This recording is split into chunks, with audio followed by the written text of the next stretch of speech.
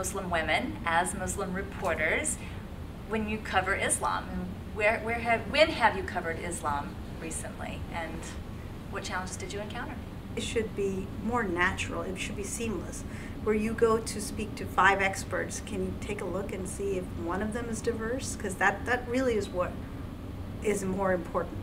Rather than just doing stories about Muslims, let's just have Muslims as part of the fabric of the society, because that's what they are. But I was scanning AP for some news to report over the airways before our live show tonight.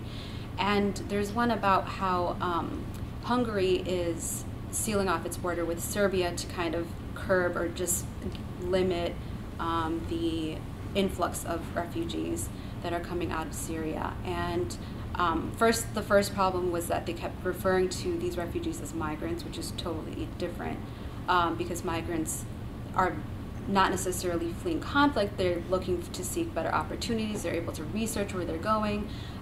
Refugees are forced out of their homes, and I think that's a big difference.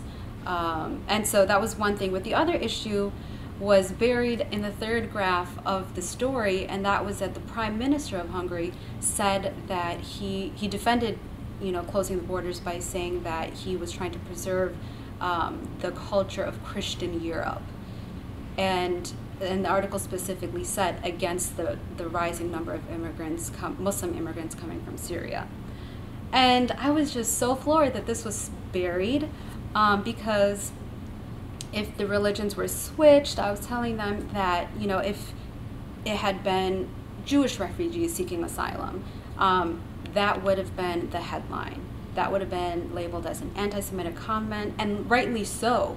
But I just think that at this moment in time, Muslims aren't necessarily seen as humans or as human as other groups. And so that really gnawed at me, and I had to write them a letter. So I wrote them an angry letter, but polite, angry but polite letter. So that's just, every day, those are the kinds of subtle things that I see all the time. And I think as journalists, we notice it more than maybe the average consumer of news. But that's our job, is to be aware of that kind of thing. And as gatekeepers of information, we're responsible for the news that gets put out, because that affects the collective psyche of the society. Muslims aren't a group of people that are outside your readership. They are part of your readership. So if you're not going to cater to something that's so important to them, then why are they going to even read the news?